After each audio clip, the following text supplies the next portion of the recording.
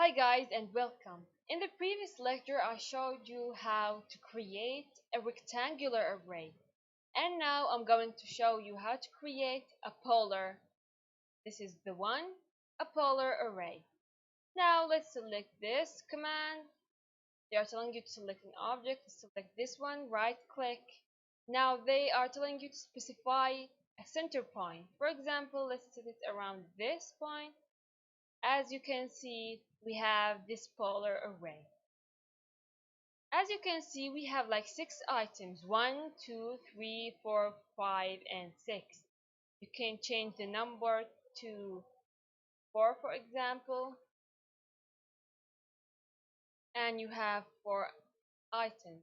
Change it for 10, for example, and then you have like 10 objects.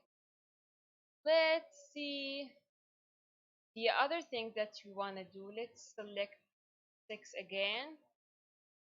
Wait for it. Is now 6. Let's, for example, change the angle between them. This is the what? The angle between the items.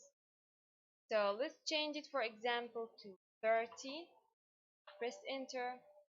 As you can see, the arrangement of this will be different.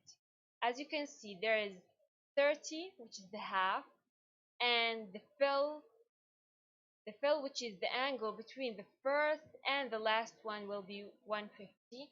From here to here, 150. Let's assume that we want to make it 360.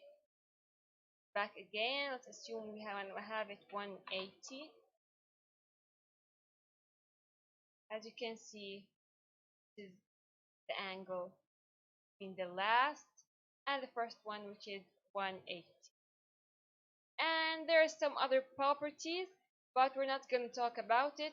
Always make sure that the fill angle is 360 so that it will be a full rotation, okay?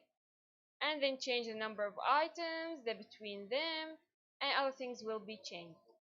That's it.